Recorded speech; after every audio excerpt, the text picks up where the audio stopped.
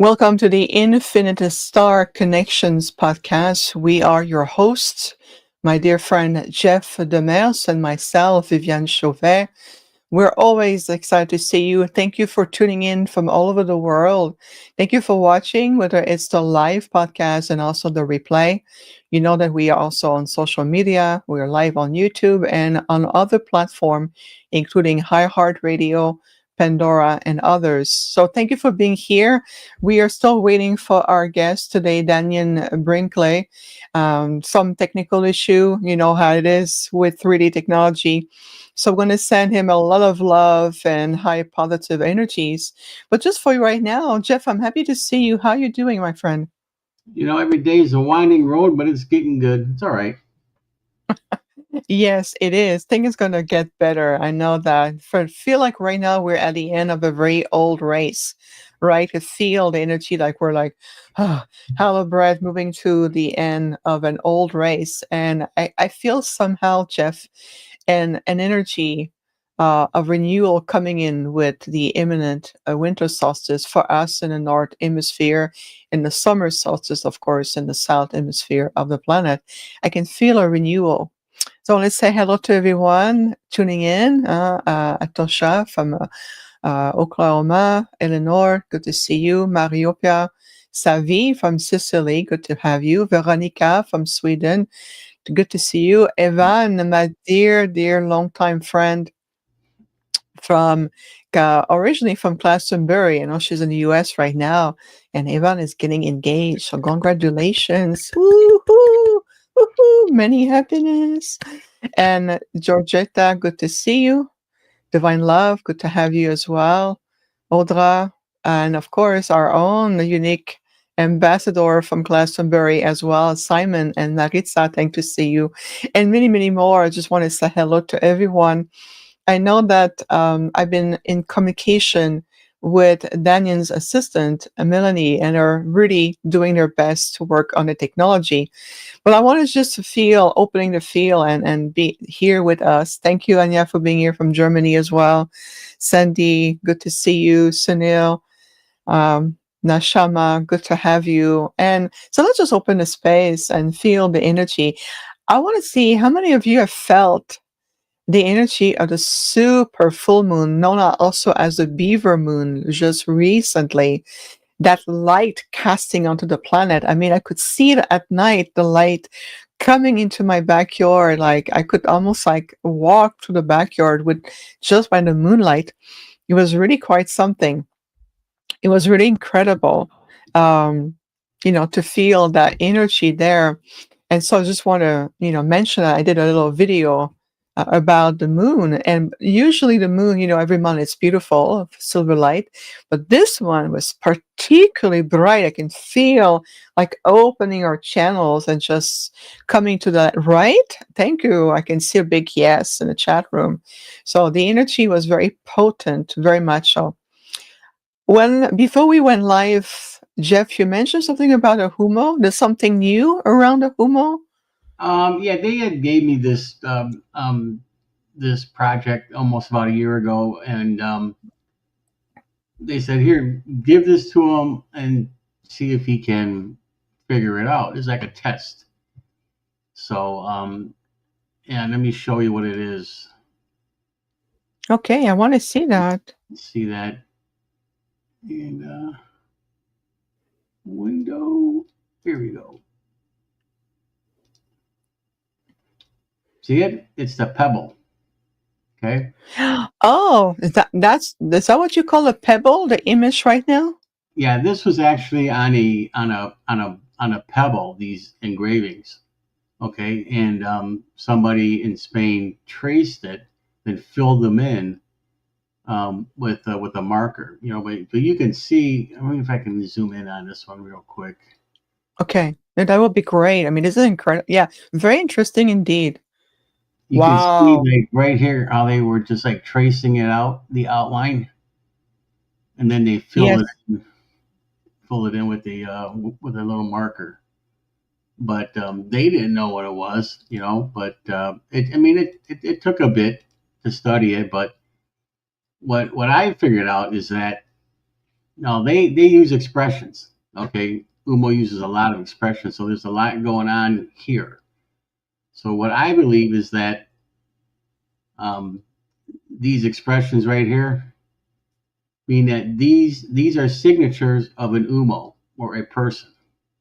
Okay, and then these two guys are working on a project for something, and these guys down here, these three, work for the central government of Umo Okay. specifically, but not all of these guys can be included. That's why this line is going away from the vertical line.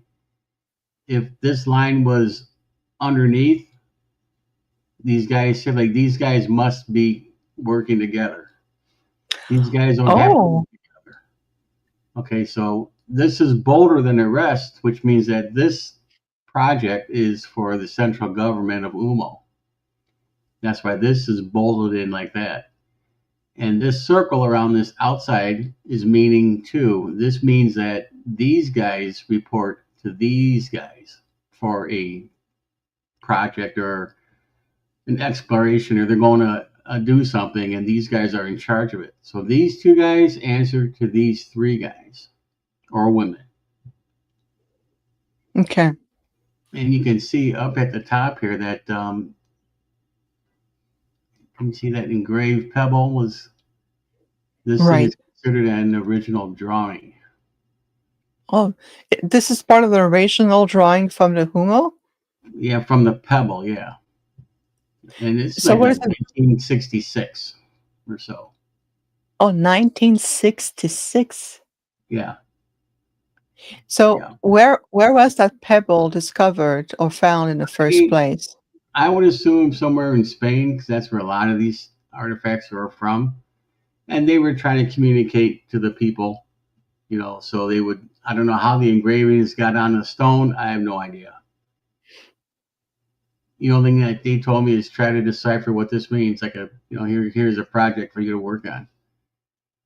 But everything in Okay. here is has some sort of significance to it. Okay. This is Nothing's incredible. loose. Yeah, that's how And, they and so I'm sorry, go ahead. that's how they do it. Everything is like in one unit, so there's a lot going on in there. They don't read left to right like we do. I mean, to a point they do, but this tells a lot as far as one happening. Okay. So is it talking about like a collaboration between groups? Is that what the meaning of that pebble is? Yeah, these two guys are working together on a project outside of whatever. These guys are the government, so these guys are working on something that these guys are monitoring. Okay. Now, I don't know what the symbols are from a certain family.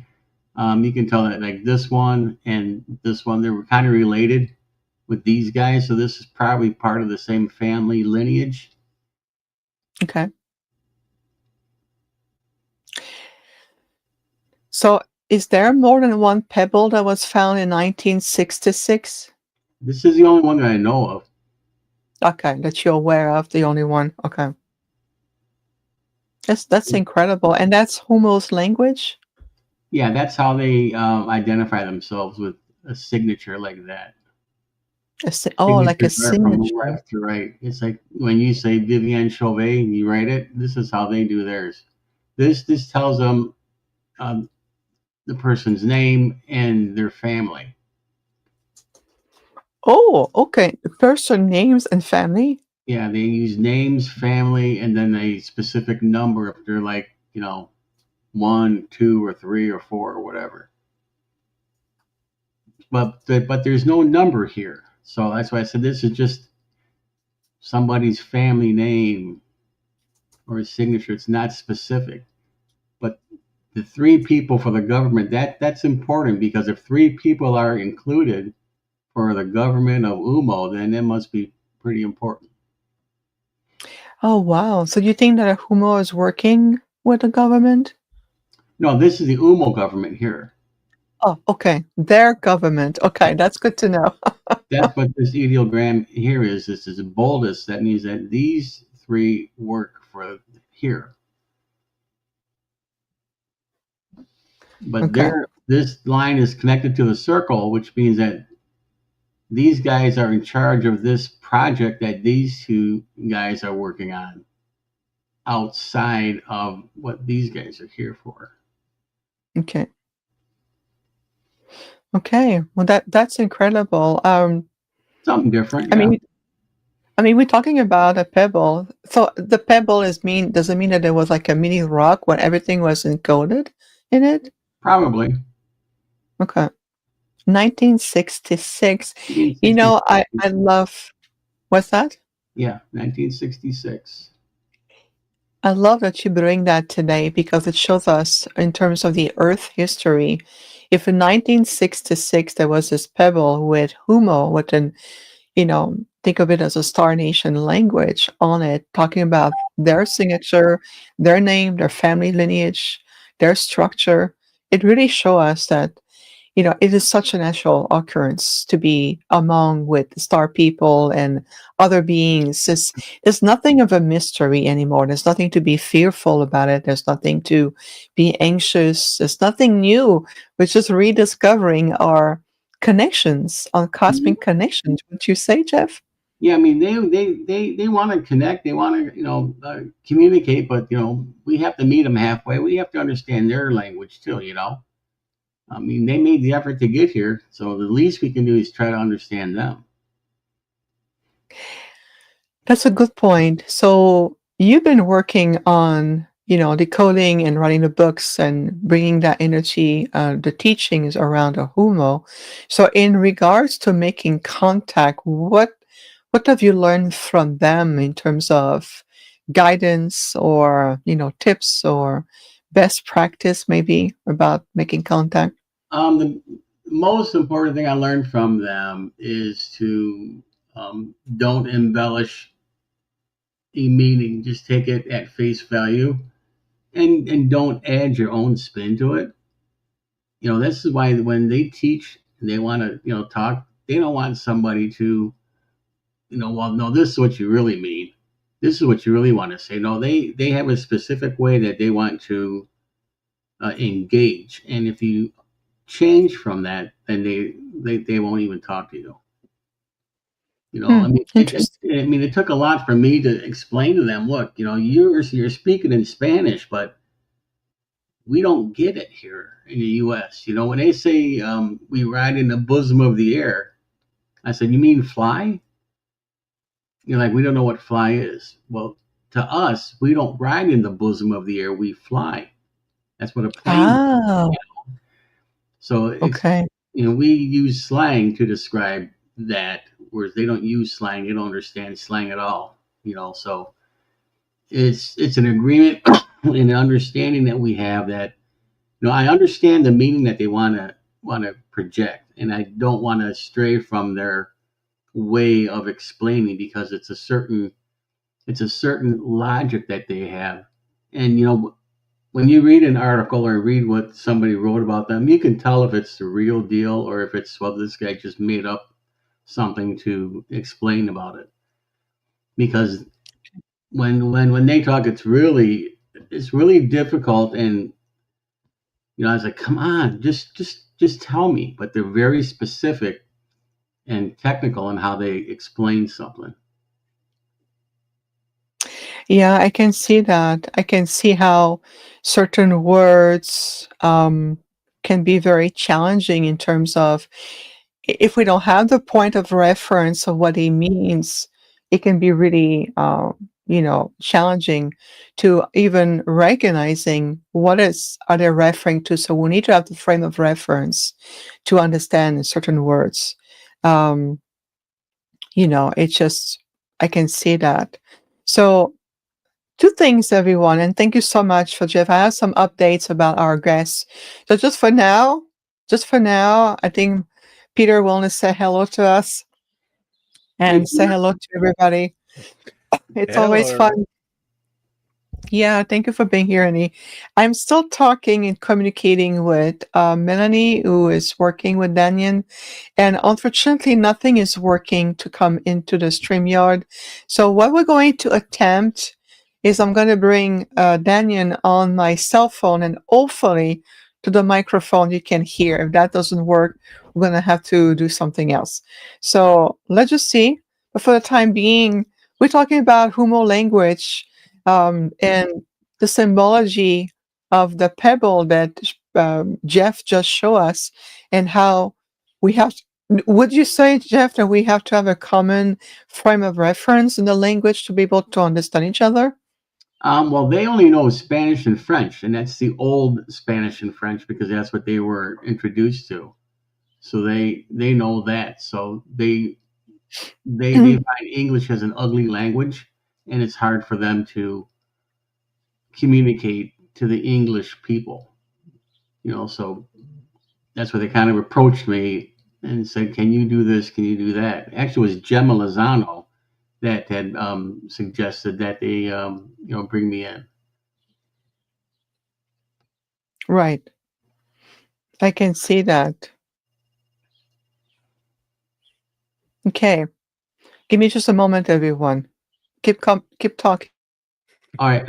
In answer to Marguerite's question, I've been studying the UMO since '82, and like I said, this was probably around 2017 when I was approached by Gemma to um, decipher and try to translate to English their language, and I knew some of it, but I didn't know everything. And sometimes they actually help me out. But okay, are you all set, Vivian? No, not yet.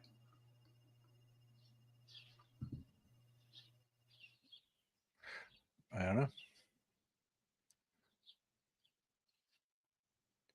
All right, everyone. So we have to be creative in life, and Peter is holding a space with us, with Jeff. Danny our wonderful guest today can see us, but for some reason is unable to join. But I have him on the phone. I wonder if everybody can hear you. Can you say hello to our audience today? Yeah, hello to everyone. I have on Peter's charming necklace right now. I was hoping for everyone to see it, but sorry. That's okay. Can we all hear Dannion? Yeah. Yes. Jeff, you can hear him too? Yeah, perfect. Yeah, rock on. Let's go. Yeah. Oh, Ivan says, yes, we can hear you. Well, Dannion, then since you're here in all your presence, allow me to properly introduce you, and we'll take a deep dive today together, okay? I'm for it. Alrighty. Well, again, we're being creative, and there's three powerful beings right here on the stage with Jeff, Peter, and myself to anchor the light. Allow me to introduce our distinguished guest today, Dannion Brinkley. He is a best-selling author and a near-death experiencer. He has devoted his life to service and healing. Guided by compassion and profound visions, he support those facing grief, loss, trauma, and life's greatest transitions, inspiring hope and transformation. The Brinkley Center, a non-profit foundation, carries this beautiful mission forward by providing a safe and supportive sanctuary where individuals can find comfort, guidance, and renewal. With a focus on whole person care, the center serves veterans, caregivers, and all who are navigating through the challenges of grief or change, standing as a beacon of healing, hope, and community. All the details are in the today's episode description, including Dannion's website. If you want to learn more, the link is in the description. A warm welcome to you today, Dannion. Oh, thank you very, very much. It's a pleasure to be on the phone, and I cannot get StreamYard sometimes to operate, but it does what it does. But it's a pleasure to be here. I get to see you guys quite often. Don't we see each other in New York? In New York? Yeah, you guys coming to New York? Well, if there's an invitation, we may. Well, I mean, I'm doing a show there, and I thought you were on the panel with me. In New York? Yeah. Or Okay. maybe not. Well, depending on what show is that, if I may ask, Dannion? Well, it's the show with Mark Becker. Okay. Yeah, we've been communicating with Mark, so I'll reach out to him. Maybe he put me on the panel and he forgot to tell me. That's exciting.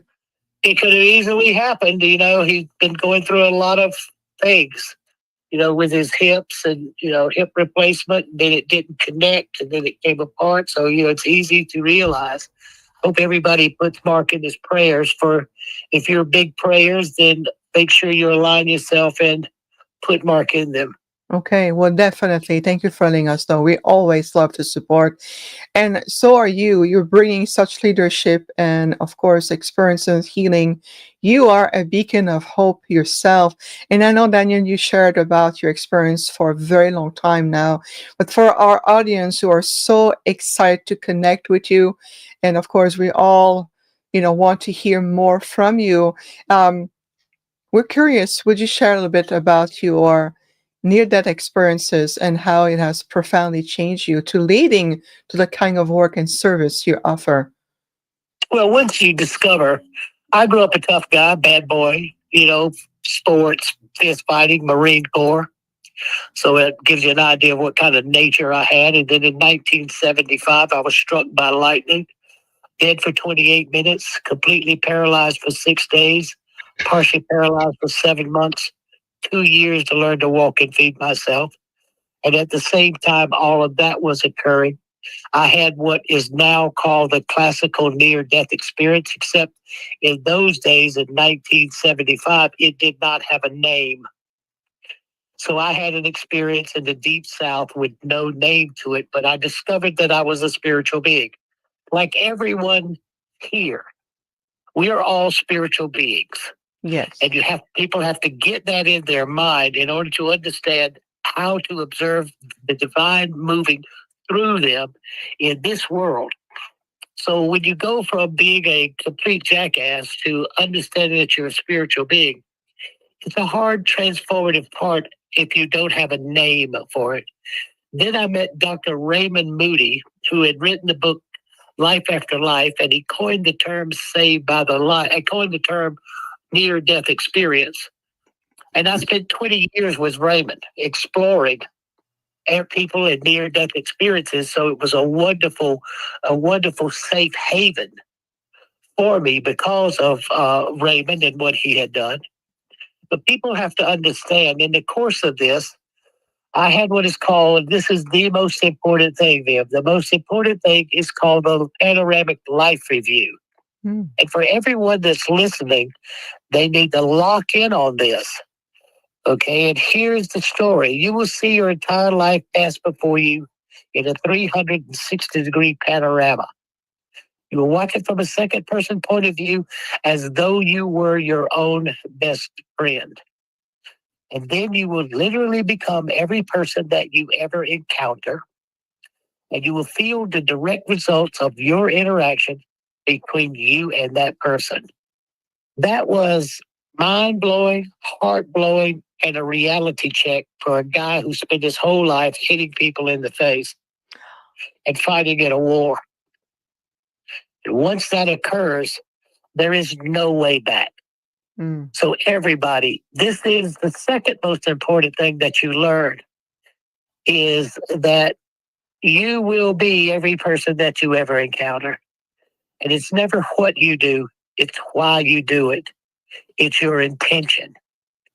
We should all wake up every morning and set an intention and a goal. And in setting that intention and that goal, at the end of the day, you don't hide from it or run. You see how close you came. I decided that if I'm going to be every person I've ever encountered, and I'm going to feel the direct results of my interaction between me and that person, what would be the best thing to do? Well, I always say it like this. If God couldn't come today and God sent you in the life you just reviewed, what difference did you and God make? I decided to become a hospice volunteer. I've been a hospice volunteer for 48 years. Wow. I have more than 90,000 hours at the bedside. I've been with 2,017 people going from this world to the next. And I have my 2018th person mark. I have now my 2018th person. I've been with 358 people taking their last breath. So if God could come today and God sent me, then the difference I could make is be at the bedside of those who fear death, especially if they've been in wars, and I can make a difference. In 1989, I went into cardiac arrest and heart failure from light damage done by the lightning. I had to have open heart surgery, and I had not a death experience. The first one in 75 was death. The second was near death open heart surgery. So I had open heart surgery in 1989, and I had to go through the life review again. And I began to study. They were teaching me about color, harmonic, and vibration as what will of medicine. So then in 1997, I had to have brain surgery. I developed I had 5 subdural hematomas and an aneurysm in my brain, all from being struck by lightning. And I had to have brain surgery. And so I went into brain surgery and got through brain surgery. It took me maybe another year and a half. And I had my third experience then. Then in 2018, I collapsed, dropped dead, and had to have open heart surgery again. And the doctor said when I went into open heart surgery and they lost me on the table, I had to be resuscitated. And then they brought me out of resuscitation and they told my brother and sister that I would not make it. But somehow my brother took a picture of me dead. And he always uses that picture when he gets mad at me. He holds that picture up and shows it to me. And it's like a joke between us. But I explored my third near-death experience doing open heart surgery. And then because of the damage done and not expected to live, I went into cardiac arrest 2 more times and had to be resuscitated. So those are death, no pulse, no respiration. Those are 2 deaths plus the first one in 1975. So I have had 3 death experiences. The last 2 weren't long. They resuscitated me, took about 20 minutes. They resuscitated me. I stayed maybe 5 minutes, and then I went into cardiac arrest again, and they had to resuscitate me. I clearly observed in the last 2 in 2018, I was standing at the bedside watching the efforts they were making to keep me, to try to resuscitate me. I never left the room. I could describe in detail each of the nurses that were working on my chest. Then they put the pads on me. I know who did it, how they did it, what they were talking about. It's what amazed them because nobody ever dies. I always say this, Vivian, it's so important. After 50 years of the term NDE or near-death experience, what is the legacy? What is the cultural legacy of the near-death experience? Number 1, you do not die. Anyone who tells you you die has no idea what they're talking about. And all the people that tell you what you're going to die for, where you're going to go when you die, none of that is true either. So we know that the whole nature of what we've been taught religiously or intellectually, none of that is true. Number 2, 95% of everyone who has a near-death experience says that they floated above their body, which I have had the same, that they see themselves lying in the bed, in the car wreck, on the highway, or wherever it is it was. But what I've always wondered about this, if this person is floating above their body and they're looking at their body, then who is the observer? So once you start realizing that the observer, who is the observer? That observer is you. That means that you are not the body. So two things: you're not going to die, and you're not this body. Mm-mm. Number three, you are an electrical being. And until we start looking at ourselves as electrical being, we never really grasp the depth of our spiritual identity. No religion, no institution, no metaphysical bearing will ever affect until you understand you're an electrical being. How do you frame that? Think of this. You have 50 billion cells that makes up that physical body. Those 50 billion cells are at 0.07 milliamps. Not only are they electrical at 0.07 milliamps, though the cells in your body are talking to each other. Mhm. They're carrying on a conversation. How do you know that? You can record the conversation. So the cell communication, cell to cell in a collective, is not only recordable, it's also knowledgeable that they are talking. So if all those cells are talking and they're all electrical in conversation, every cell is talking to every other cell. And then number two, people don't often think about this, but how many times a day does your heart beat? 94 to 104,000 times a day. So 100,000 times a day, your body has to produce 0.45 milliamps in order for your heart to beat. So if every cell is electrical, communicating electrically, and your heart's beating 100,000 times a day, and it has to produce 0.45 milliamps of electricity to do it, tell me what part of you are not electrical? And the brain is producing electrical energy all the time. So when people just put themselves in an electrical point of view, they begin to open up to a higher level of consciousness about themselves.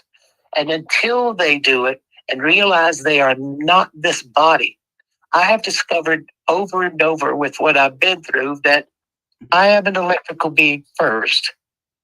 Somewhere along the line, I am connected to this physical body, but I am not this physical body. So I take care of my body and I maintain it as it's a separate entity from me, as opposed to me thinking it is me because I know better. So the whole point of reality is this: nobody really dies.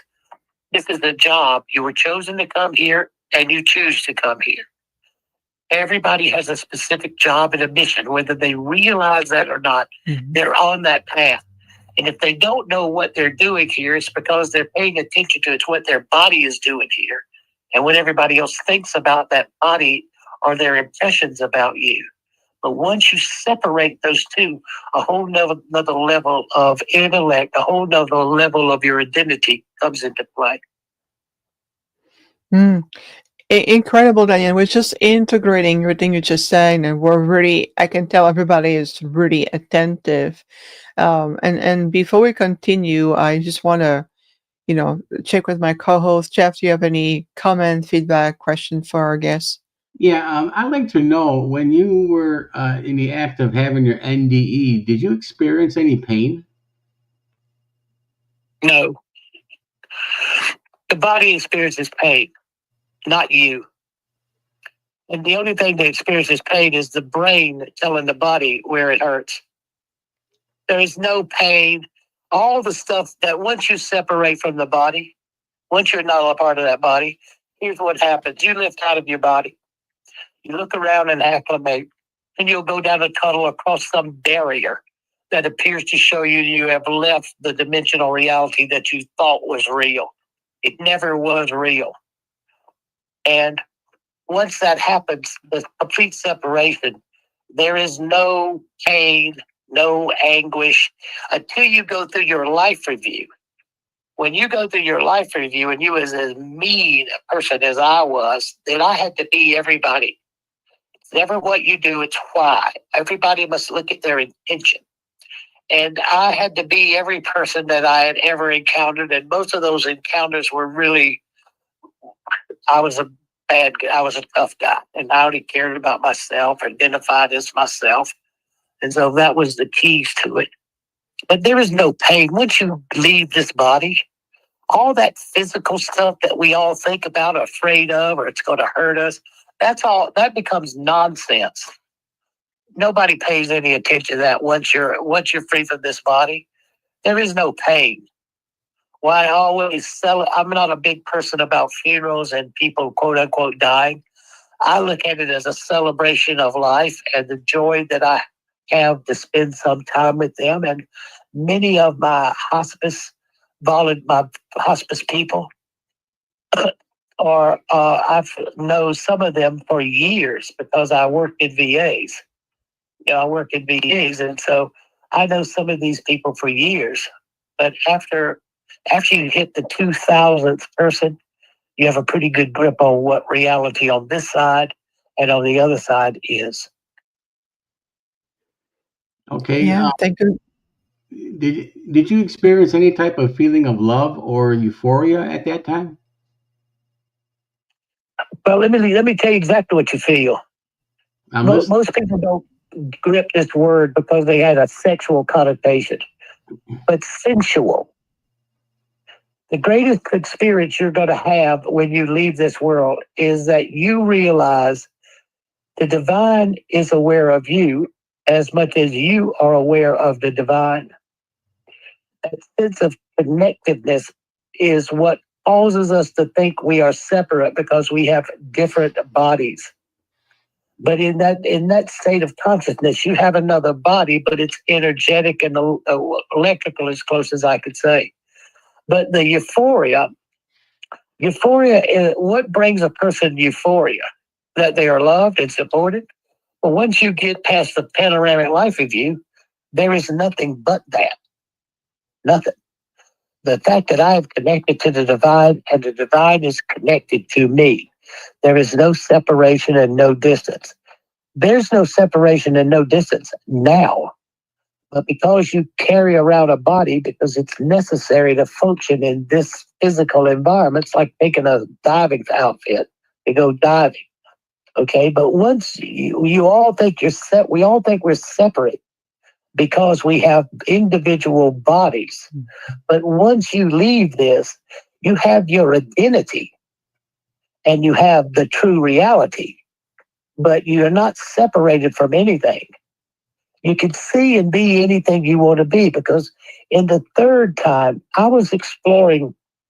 I always tell people, never want to know everything, because by the time I'd hit 68 years old, and I'd been around 68 years and I'm never survived. They didn't think I would come through the surgery.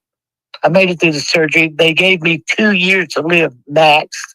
I have now lived 7 years because I take care of this body as I am separate from it. I do not attach myself as it being all of me.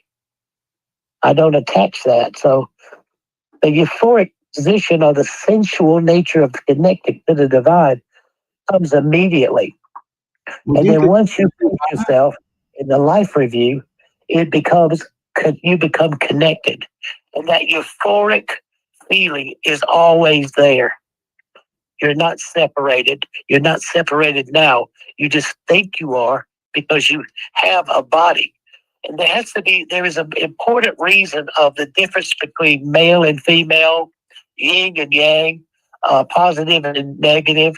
There is a specific, everybody thinks it's about creating life, that it takes two to make a baby. That's a side effect. That's an individual side effect of the reality of who we are and what we're doing here. It takes the nature of the feminine polarity and the masculine polarity to make things operate in this sphere. They always attach it to creating life and giving life, but it's bigger, broader, and more magnificent than that, and in the inner nature between how people operate. Thank you, Dannion. Thank you very much. Jeff, continue, please. Yeah, would you consider your feeling to be nirvana? That I didn't hear that, Viv. Can you repeat, Jeff, please? Yeah, would you consider when you go through the NDE and you have that ultimate feeling, would you consider that to be nirvana? Oh, more than that. You're not there yet. Nirvana is a complete different level under the Hindu. I think it's a perspective to decide Mhm. what is heaven or what is a heavenly realm. Well, the very moment you get over there, you're in heavenly realms. But I think the term nirvana is even more important. I mean, because once you're over there and there's no returning, then a whole nother system of growth, understanding, and expansion becomes there. When you're dead for 28 minutes, not near death, dead for 28 minutes, which is why I differentiate between what people call an NDE and a death experience, because I went further in the first one than I've ever been in the other four. But in the first one, I think I touched the realms of what be the most heavenly place because I never wanted to come back. I could not think of any reason for why I would want to be here. I mean, I could not think of a reason. And even though I had friends and people I loved and, my family and all that, that never was important. Nope. So Nirvana is a level far more advanced and far further away than what people who have near death experiences are describing. And you have to also remember this, Jeff. The near death experience, when I had it, there was most people couldn't even talk about it because there was no one to talk to, or they had no one to understand it. And what happens when that place, you have so many people now because Raymond and I and a group of people drove the near death experience in the mainstream reality. So many people tell stories that they have or things that they happen and they call it a near death experience. Why? Because we have driven it into mainstream reality. So when everybody's listening to somebody else describe their near death experience on a show or anyway, the thing that you most listen to and the thing that's most important is their description of the panoramic life review. Because a lot of people use the term NDE because it's been so accepted worldwide by almost everybody who's studied it, and many doctors adhere to it. Then they can use that as to frame the story they're trying to tell. But if a person doesn't describe the near-death experience in the form of their panoramic life review as one of the most imperative examples of who they are, where they are, then I would only listen to about half of what they're saying. I mean, I just know. I mean, I know that I hear a near-deather like me, and if you've been through it and been around people who are in transition like me, then you can tell when it's nonsense. I can tell when it's true or not true. And I would say about 25% of every time I hear one, it's just a lie. Mm. So I'm just trying to alert the audience. Don't believe everything everybody tells you when they frame it as a near-death experience. You can believe what I tell you because I have the medical records. When they took me to the emergency room in 1975, patient unconscious, patient not breathing, no EKG, covered me with a sheet and rolled me in a room to send me down to the morgue, but they were busy that September the 17th, which was 50 years ago last September. And I came back into my body. They sent me back. So always when people are listening, when the audience are listening to people describe that, listen to it to hear how important the panoramic life review is. Because it is the only thing that's over there that you can constructively use back over here to change and empower your life. Incredible. And thank you very much again for your time today, Dannion. We very appreciate you. Peter, do you have Well, any? Vivian, I'd like to say, I appreciate you and Peter. I know what you guys are doing. I see what Peter does. I see what you do. I'm a fan of both of you. So it's a pleasure and a privilege. And I'm sorry, I tried everything to get this steamroll or whatever it is to work, but it just never works on my system. No worries. We hear you. You're here. We can feel you. It's that what matters the most. And we're very happy to see you as always. Peter, do you have anything you want to say, ask, or share with Dannion today? No real addition to anything. Just from listening to what Dannion is saying is very profound. Um, and it's just something that we all need to understand and on how we behave towards others. I find it just refreshing, and you know, I've read, what got me into the spiritual movement was NDEs and the books on NDEs through uh, Brian Weiss, Michael Newton, and then the regressions from Dolores Cannon were always very interesting on that. So Yeah, this but is something. Michael is always talking about in between lives. Yes. Newton is about in between lives. I Yep. mean, I just tell people the truth. Well, people hear from me, I don't fudge it, fake it, pad it, make crap up. I just don't do that. Why? I'm going to be every person I ever encounter, and I'm going to feel the direct results of the influence of the things I said. Yeah. So if I'm telling people lies and the story I'm telling is true, there is no way I would be padding it, making stuff up, or any of that. I just don't do it. I've just been out here 50 years in transition with more than 2,000 people. So why would I tell people stuff to know that if my life is going to pass before me, why in the world would I tell people something that was not true? That would be insane. Of course. No, I am a little crazy, but I'm not that crazy. Well, you're crazy in your own way, and we love it. Hey, I'm just curious about something for the conversation. So, what do you make of people, and repeatedly to different people who are unrelated to each other, who really describe either a tunnel of light and they see loved ones or they see beings greeting them through their experience? What's your take on that? Okay, everybody, if a person's really, really frightened, somebody who they love and trust will come and get them. No, there is no fear or afraid of any of that. Anybody that's afraid of passing is because they pretend to have faith in God or Jesus or Buddha, Allah, Muhammad, God, all that stuff. And they're really faking. They're really not true. Well, somebody will come and get you. And everybody you've ever loved celebrates when you return. We all keep thinking in physical terms they're going to come up and give you a hug. Well, don't buy that. Don't even believe that if anybody says it, because it's not true. You are not disconnected from everybody who you've ever loved or who has loved you. You are not disconnected. The tunnel has become a paradigm protocol. I mean, it's become a unique in the narrative about near-death experiences or death experiences. There have been tunnels for me all 4 times. It's been a tunnel. But in 2017, people I've heard cross a stream, cross a meadow, cross a flowered field, something that symbolically represents transition or change. Okay. So I have never had a relative come and meet me. But my wife used to say she could understand it. Who in the world would want to come meet me knowing the kind of person I was? So I can understand that. I can accept it. But I have never had a relative come and meet me. I've never had that. Mine have always been, they were like, I would only could say they were like scientific journeys. It's like I'm on a journey to learn.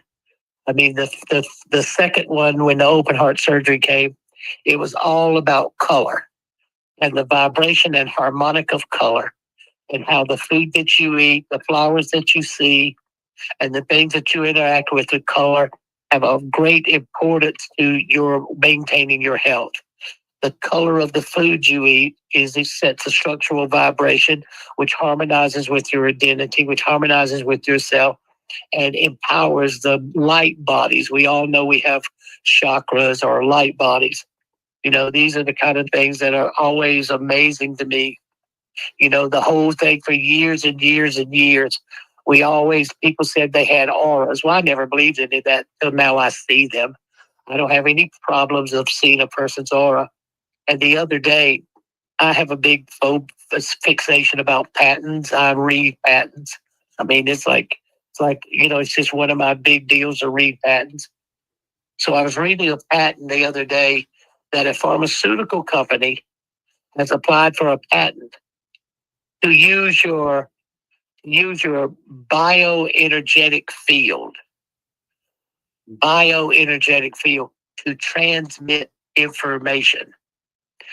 So it means that not only do you have a aura, because 5 and 6G only can travel 4,350 feet or 4,450 feet.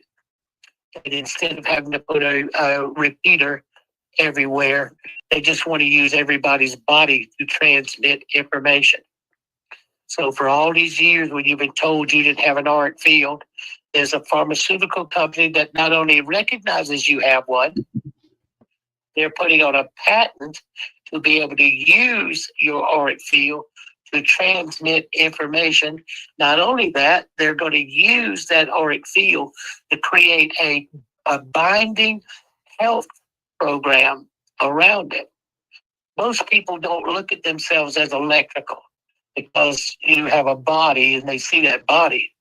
But they don't realize that right now, the world is looking at transhumanism.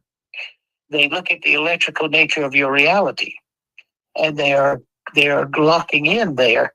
And now we're becoming robots. We're adding medical. They want to, I saw just, this is the thing that gets me. Anybody who reads Saved by the Light and Box 5, they know I have described the last 50 years. It goes to 2030. And by 2030, from now to 2030, you will see changes so rapidly and so fast, it will be overwhelming what you'll see, especially in understanding the electrical nature of our reality. Anybody who stops and looks what happens in medicine right now, you're being reduced down to an electrical transmission system, your auric field to transmit your information. And here's what they're going to do, everybody. They're gonna put, just like they did. I described the pandemic.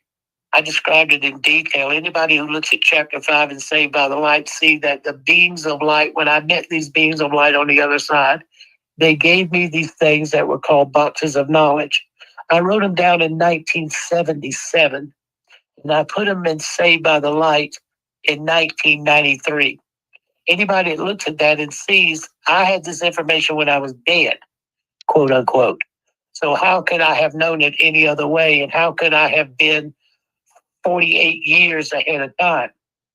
They're going to get everybody to wear a wearable so that they can make sure you're taking your medicine, Alzheimer's, dementia, and all medicine is going to have a transmitter in it.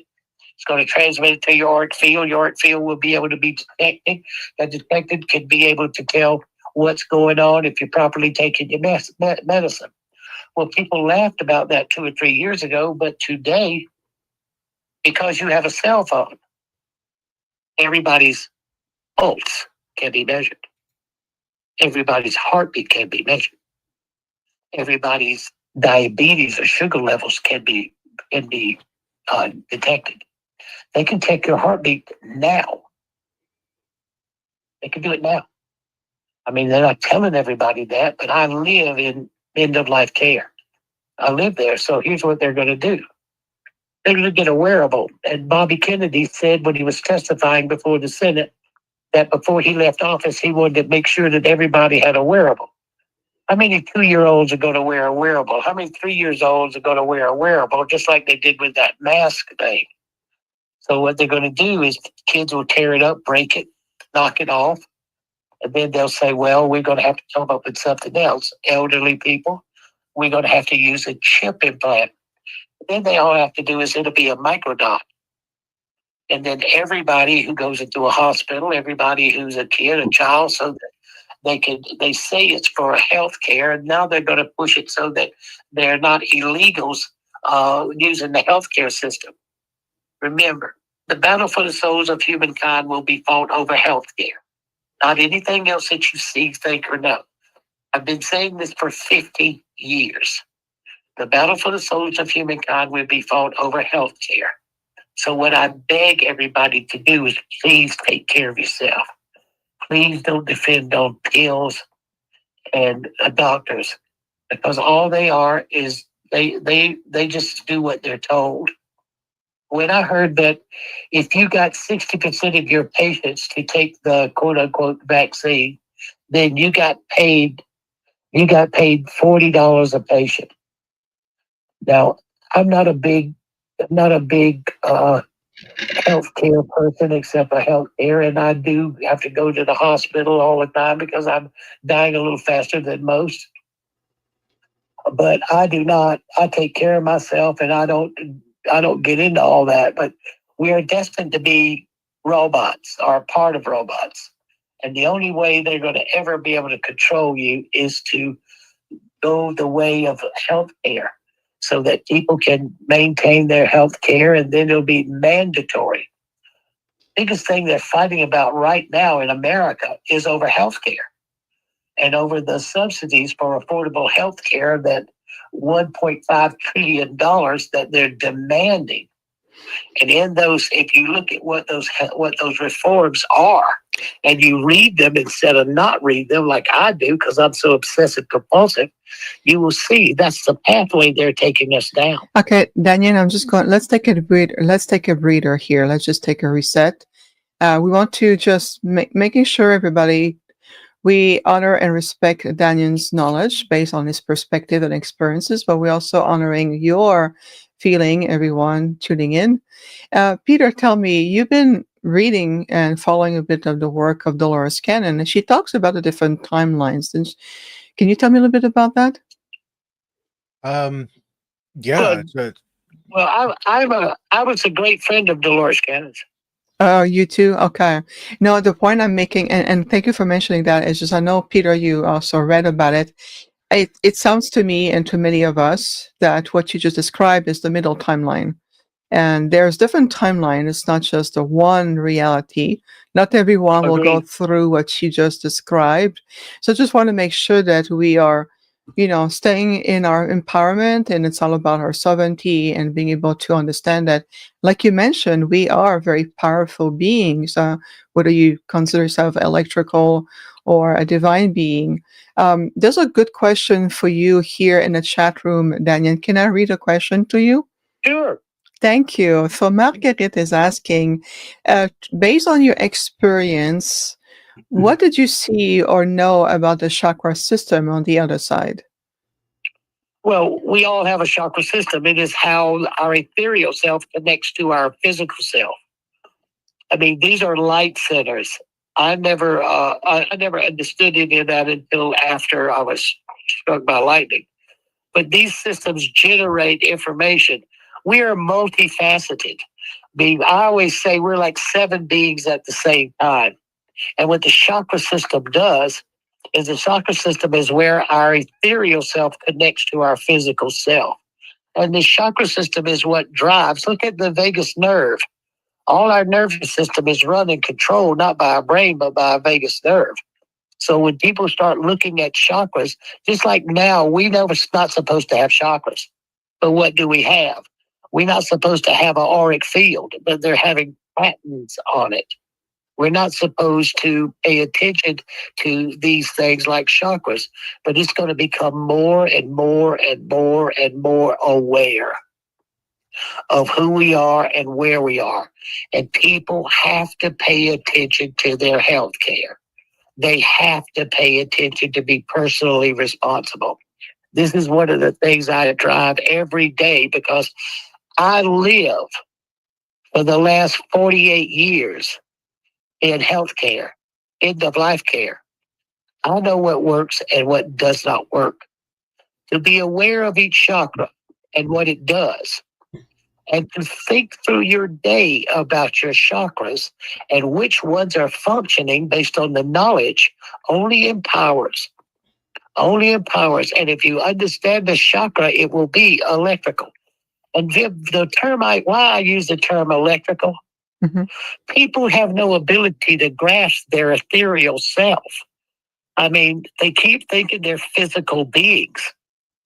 instead of energetic beings. So I always use electricity, because if you start with electricity and you look at your cells, and they all have to produce 0.07 milliamps, then that's a way to start looking at your electrical self. And once you start looking at electrical, the next thing you can move to is to ethereal self. And once you look at your ethereal self, you begin to connect to understand your divine self. Chakras are important. They're not something not to pay attention to.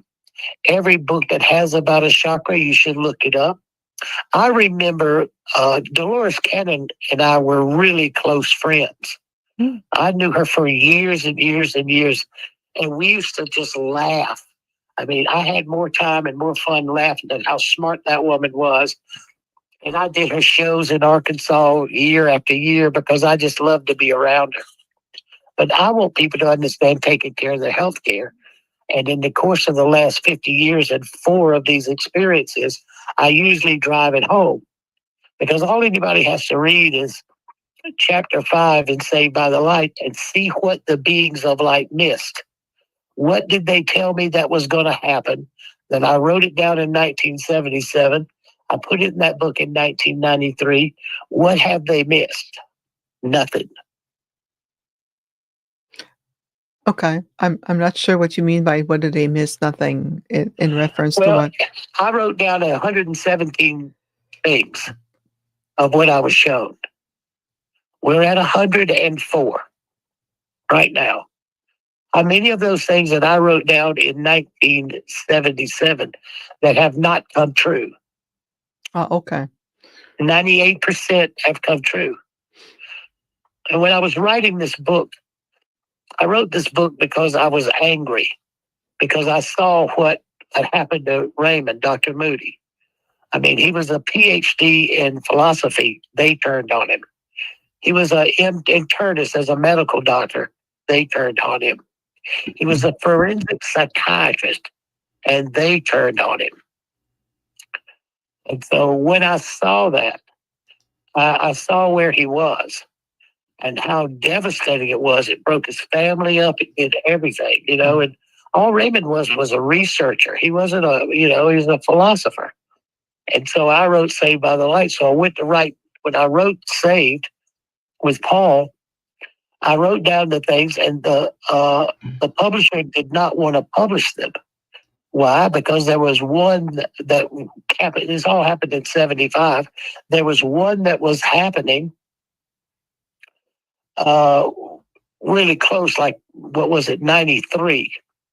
And it was happening, and they didn't want the book to come out, and then the predictions or prophecies or what the beings of light said not come true. Well, I said this. I said, well, I just won't publish the book.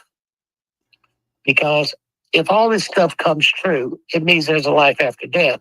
Because I got this information when I was supposedly dead. It took me 2 years to learn to walk and feed myself. So when I could sit down and write, I wrote it down. And now here we are 50 years later. And it's all come true. So that means, and I said, if it doesn't come true, then I was just hallucinating, and I owe everybody an apology. Well, they published the book and it's come true. So it means that wherever I was, like you said in timelines, the probable possibilities of the future that I was given have come true. So what does that mean? It means if we keep, this is what it was based on. If we keep doing the same things we always do, these are the possibilities of where we were going to end up. Well, that means that we have not changed. We have stayed the same. We even look at the near-death experience, literally accept it as a reality, and we still hold on to thousands of years old realities. It's thousands of years, and all the doctors, even doctors are coming around because of cardiopulmonary resuscitation techniques that's bringing us all back. I'm not afraid of any of it, Vivian. I'm not afraid of whatever people think, say, or do, whatever opinions they had. These beings of light gave me this information. I wrote it down. And here it is 50 years later, and nobody can argue. I Right. mean, Really, we hear you loud and clear, and the energy that you emanate is very palpable, Dannion. There's another really beautiful question for you. I would love to read it to you. Is that okay? sure. Thank you. So, from Evan in Glastonbury, England, Evan is asking, please, could you give us some advice on staying positive about facing a life review? Well, the positive thing is if you hear me saying it, if you hear me telling it to you, then you just change your life. It's always why. Pay attention to why you're doing something. This is what I do. I set intentions in the day. Most of mine is just being nicer, and I've come a long way, is being nicer to people, because I never was. And so in the life review, this is going to happen. No escape. But don't lock yourself in thinking about you being guilty. This is the worst thing people do based on what religion is and sin and guilt and all of that. Most of that stuff is only based on the intent, why you were doing it. And then it makes you really review your intentions in everything you do in life. And once you do that, a power changes you. And you get motivated to do right or to think in right patterns. Don't worry about what happened before you asked that question. Don't worry about it. There is nothing you can do, because what you can look for is the change in yourself that happens based on today. It's never what you do, it's why you do it. So set intentions. Set an intention in your life and hold to it. And at the end of each day, I do a panoramic life review every night. I go over my life every night and look at it to see where I did well, what I could do better. Not because I'm afraid of going to the other side and having to face myself, because there's no use in worrying about that. We're all going to do that. And it's a part of the system that allows us to come here. And remember, the divine has missed nothing. Okay? Nothing. So don't worry. Don't get upset, because I'm telling you the truth. What you do is take that information and change your life. And don't think that the divinity of nature does not recognize the change and shift, because that will temper you viewing yourself. I had nothing, and I had nowhere to go. Nowhere except lying in bed, paralyzed, messing in my pants, learning how to walk, rolling off on the floor. I mean, I'd wake up in the yard, knocked out, I'd pass out, knock myself out, and I'd deal with all of that. But people have to understand, if you are on this earth and you are breathing, there's no one better than you to come here to do the job the divinity needs done. The worst one among us is the best there is. Remember, only the best of the best are even allowed in this dimension to be able to co-create with God. What these beings of light told me is literally, we are heroes and heroines, because very few are brave enough to come and co-create with the divine. We have an earth, we have the sky, we have communities, we have nations, we have communities, and we have families. And we co-create in the divine way, whether you realize it or not. You co-create in the divine way, and that communal structure becomes important. But never let what I'm telling you be something that puts you in guilt or worry or stress. It's a part of reality. You knew it when you came here. You'll know it when you leave here. And it's important not to get caught up in all of that. No one is perfect, but we all come to explore the divinity of being co-creators. And I won't deny that.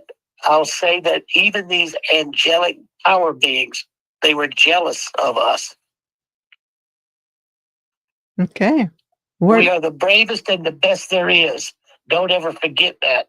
Mm. You wouldn't be here if you weren't the absolute very best that the divine could find to put at the earth at this time. And we are in a major shift. I mean, we are watching the birth. The world I was born into has disappeared. Mm. I'm just watching and helping to do what I can to make the one that's coming the best I can. Yeah, beautifully said. Absolutely. And so many sacred soul has returned to do that. I love the intention of setting yourself intention every day and the review at the end of the day. It's funny you said that, Dannion, because my Arcturian delegation with my Arcturian father comes to me after time and tell me, so when you review a situation or an event, look at it. What would you do differently? And they ask me that all the time. So I love that you brought that energy to be the best of who we are. And this is part of also what we're teaching, what we here to bring the manifestation of that higher world, to trust yourself, to love yourself unconditionally. And they too. And if you live in this, if you function in this dimension, this physical dimension, or any of the three dimensions that are close to us, we have, you have to, everybody keeps thinking everything is physical. Okay. But it doesn't operate in the physical. But if you look at Arcturian levels, they are locked in the same divine law as we are. They function by the same law, or you don't function in this system. Everybody has a certain laws. They have to adhere to the same laws. I don't know about near-death experiences for them, but I know that no matter who you are, the law, there is the law and there is the nature of the law. And by seeking to understand your electrical identity or ethereal identity, then you understand the nature of the law equal to the law. And all you're hearing is this Arcturian brotherhood. They adhere to the same laws we do. And what they're trying to do is to get you to look at it the same way I'm looking at it, because you've never been quote unquote dead. So you don't see what I see. And what they're trying to do is gleefully use the system to help you balance, just like the person who asked that question. We are all responsible. You were chosen to come here and you chose to come. You are responsible for your actions. And if you take responsibility, divine intervention operates in your life in the most magnificent way. I say that because I keep getting up from the dead with no chance. They have never given me a chance. I laughed at my doctors. I said, you guys have been giving me 6 months to live every 6 months for the last 50 years. There you go. There you go. Absolutely incredible. So, Jeff, my friend, Peter, anything you want to add? Comment, question for our guests? As we only have about 15 minutes left, just about. Yeah, I got a question. Now, during your NDE, did they give you an option to come back, or did you choose to come back, or what? Well, I'd have to say that the first 2 times, there was no choice. I mean, think of this, Jeff. I've been struck by lightning twice. 2 different places the same time. I mean, 2 complete different houses. And it was 3 years after I was struck by lightning in 1975. In April of 1978, I was struck by lightning again. Exactly. Sitting on the edge of the bed, holding the phone with it on my knee. I was struck by lightning the second time. And why? It was because I was resisting. I did not want to become the person that I saw. And why? Because even my family saw the changes in me. They would rather me go back to be the person I was, so they didn't have to think about how it happened to me. What was the trigger that caused me to abruptly change? And they would rather me go back to being that person than have to deal with the fact that they know I had been dead. My father was there. My brother was there. My best friend, my 2 friends were there. They were all there. And I have the medical report. So it was no question that I was dead, quote unquote. But everybody wanted me to go back to being that person as opposed to the person I was becoming. So I don't have a problem about it. We all have this nature. And here's something even funnier. I was struck by lightning at 7:05 p.m. on September the 17th on a Wednesday evening during a thunderstorm. On September the 17th at 7:05 a.m. on a Wednesday morning during a thunderstorm, I had brain surgery. Now, I don't know how people look at coincidences. I believe in coincidences. I've just never seen one. And so I look at the fact that the timing of these events are so precise that it eliminates a lot of argument, a way to argue with the fact of the timing. But I would have to say that after the third one, I chose to come back. But the first two, I had no idea. And if I would have known they were going to send me back, I would have been hiding in the clouds somewhere. Who in the world would want to come back? But a lot of people want to. They think of raising their children. They think about raising their families. They thinking about the difference that they can make. And what I was thinking about, I never thought about in the first two times. The second time I was struck by lightning, it just knocked me unconscious, threw me against the wall and knocked me unconscious. But I knew I had to do this work. I knew I had to do what I was sent back to do. I just didn't want to do it. I didn't want to do it. And after I'd begun being a hospice volunteer, I realized that when you're changing and you're becoming a hospice volunteer as opposed to a Marine, a destroyer, sometimes you just didn't want to do it. But who in the world would want to miss the end of time and the beginning of a new time? None of us here would, or you wouldn't be here. I'll tell you something else that's funny too, man. You come here per breath. People don't realize it. They come here per breath. You make a deal to accomplish your goals X amount of breaths. And nobody ever grips the fact that you are only a half a breath from leaving here. Half a breath. You breathe in, you stop, and you breathe out. And that breathe out, when you breathe out, that's when you leave. So when you start looking at breathing and the importance of breathing, you made a deal to accomplish the goal in X amount of breaths. Why you see some people hold on longer than others and they stay around suffering and punishment, a lot of times they're so terrified of passing. Other times that we understand so much about the medical profession that they can keep this body working a lot longer than it's supposed to. And about breathing, you can keep a body breathing for years. You can nutritionalize it and you can keep it breathing. I believe that the moment you can no longer breathe on your own, it's time to go. And what people have to think about is paying attention to their breath.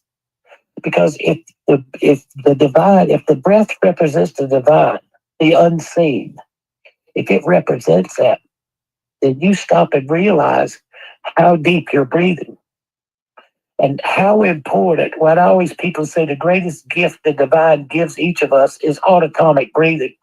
That's like God poking you in the ribs saying, take a breath. Because how important would the next breath be if you did not autonomically breathe? The next breath you were going to take, if the body didn't automatically set in motion the nature to do it, how important would that breath be in this conversation? It would be everything. So I need people to do this. Understand that they were chosen and they chose. Understand that they are a great, powerful, and mighty spiritual being. And you would not be here if you were not that. Number two, pay attention to how deep you breathe, because the preciousness that you hold, the air you breathe, is the preciousness that you place upon the value of your existence here. And when you look at yoga and breathing techniques and breathing deep and all of that, we all know how important oxygenation and nitrogen in the body is. And we all breathe shallow, and then we all are driven by fear. And in fear, you make your breath even shallower, so you never get sufficient oxygenation because the air is only like 18% oxygen. Breath is basically nitrogen. And if you pay attention to the depth that you're breathing, you pay attention that you're an electrical being, and you pay attention that you're a powerful, mighty spiritual being with dignity, direction, and purpose, your life will change because you've set up a standard by which yourself can show yourself who you really are. Until then, we live in a body. That body's going to be put. This is what, when you look at Christianity, I'll just focus on Christianity. When you look at Christianity, nobody goes to heaven. People talk about it, but if you look at the nature of it, until Jesus returns, you lie in a box in the ground, and you stay there in a state of limbo until the Jesus or the Christ returns.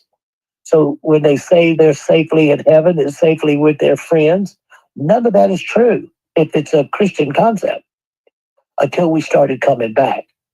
Instead of cardiopulmonary resuscitation keeps bringing us back, and we keep coming back. And we keep telling a story that makes what religion says and science says and doctors say nonsense. It's freaking nonsense. So we have to change our attitude about ourselves. We have to change our attitude about who we are, what we're doing. And we have to all pay deeper attention to the breaths we take. Because the preciousness of life is measured by the depth of the breath you take. Period. Beautiful. And speaking of which, let's take a deep breath, everyone. Let's breathe. And release. Let's take the time to breathe. Yes. And at the same time, think of someone you love. Take a deep breath of somebody you love, and how much you love them and how deep you breathe will show you how to measure who you are. I'm a gigantic breather, and I take time during the day where I just breathe and I give it to the divine. Okay, I believe that we are here in a physical body so that the divine can pass through us into this world. And by us being aligned and in harmony and electrically balanced and breathing properly, we set up so many ways that the divine force can move through us into this world and change it. Co-creators with the divine. It can only happen if you're breathing. And if you're not breathing deep enough, it's almost being disrespectful for the life you have. And if you disrespect the life that you have, look at all the control mechanisms that religions, institutions, and governments have placed upon us, the value of our life to be able to exist here. And then we're trapped. But it's time to untrap ourselves, Vivian. It's time to open up our hearts and our minds, because I'm positive that the brotherhoods, the galactic brotherhoods, are trying to make us aware of that without breaking the rules. I can break the rules because I have had a death experience and a bunch of near-death experiences. I can break the rules. What are they going to do? Kill me? Isn't that funny? And I wanted to be here now. I don't want to miss the next 5 years. I mean, it's about as long as I'll make it, but I don't want to miss them. I think the opportunity to change and transform is in our power, and the people who are listening to this show, it's in our power to make a difference. And I want to inspire them to breathe deep, to think positive, and to take every so often, think of somebody you care about and breathe in for them. And then when you breathe in and out for spiritual unfoldment, so breathe in for that person that you love, and then breathe out as you send that love to them. Because that way to know that the divine is using you to raise the power and value of love. And your love is going to make the difference in that person's well-being and knowing. I promise you that's what's going to happen. Beautiful, beautiful. Absolutely. We can feel the power of the breath, and even breathing love for you, the self-love. And of course, self-care, as you mentioned. Just a quick announcement, everyone. Our next episode here on the Infinite Star Connections will be on Sunday, November 23rd, 11 a.m. Mountain Standard Time, 1 p.m. Eastern Time. We're going to have a double guest, William and Catherine, who are the guardian of the most amazing crystal skull And believe me, that crystal friend, he talks. I've communicated with him. So we'll have a wonderful journey with William and Catherine and the crystal. I call him the crystal friend. This beautiful being in the form of clear quartz crystal skull. So it'll be right here on November 23rd. We have just barely just a few minutes. Just to wrap up our time together, Jeff, you want to say something, comments, or anything with Dannion today? No, it was very enlightening, very good. I can relate with a lot of stuff he's talking about, and it's an interesting perspective for all that don't understand near-death experiences. And I wish him well. I know he come back as service to others now, so now he Oh, can yeah, join everybody else doing the same thing. definitely, definitely. Thank you so much for that, Jeff. Peter, comments, feedback, some words for a distinguished guest today? Yes, thank you, Dannion. And one of the things I believe they're guarding the Mitchell Hedges crystal skull. Is that the one? Oh, you mean for the next episode? Yes, it's the Mitchell Hedges, Yes. the famous one. Yeah, the very, very famous one indeed. Is Thank that you for that. Edison? Is that the one called Edison? Don't know. No, I don't think so. But let's just stay focused for final words for Dannion today. Yes. Yes, thank you, Dannion, for coming on. Wonderful to have you in the conversation, and your knowledge is astounding. Thank you so much. And I appreciate each and every one of you, and I want everybody who's listening to know that I love them.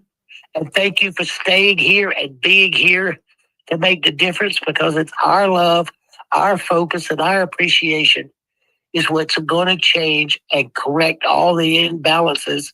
And remember, everybody, like the Maya said, in order for the new to live, the old must pass away, and all things not done in integrity will collapse. That's what they said at the birth of this new age, December the 21st, 2012. And the thing that they said about this next age there would be no secrets. Imagine if there would be no secrets, and look at where we are with all the information and all the ability to gather. The only other thing that I'd like to say to everybody, especially people who look at Christendom, it said that there would come a time when the Antichrist could speak to the whole world. Now, until now, that was impossible and foolishness.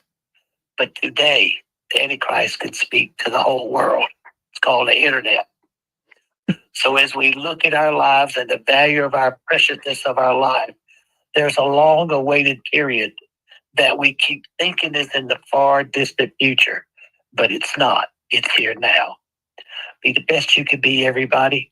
Remember, you're a divine, ethereal being with dignity, direction, and purpose. The only thing that can ever go wrong is you allow something to affect your dignity, which will skew your direction and your purpose. Don't let that happen. Great word of wisdom, powerful reminder, very much in tune even what we teach, even through the Octrine University and everything that we represent. Take your power back, feel, love, embrace who you are, and more importantly, stay in your light, everyone. Dannion, a huge thank you to you again to overcome 3D technology and be this powerful voice today for all of us. Thank you so much. Well, thank you, Vivian, Peter, and Jeff. I mean, I'm a big fan. I keep my, I call it an amulet, but I keep it on my bed over my head when I sleep, and I am so thankful for it, Peter. I am so thankful for it, because if I focus just right, and I can hold the level of energy that I seek to hold, I could use that amulet to help me focus it, and it is a great aid to me. So if everybody out there does not have one of these, and are not using it to help harmonically balance their inner nature to expose it to the outward world of who you are, get one. Well, thank you very much. Peter puts a lot of care and energy in those for sure. So thank you so much again. Much love to you, Dannion. We look forward to seeing you in person. Jeff, my friend, as always, Always a joy to be with you. Peter, thank you for holding the space with us. It was amazing. And we will see you, everyone, on the 23rd of November, 11 a.m. Mountain Time. Stay in your light, everyone. Much love.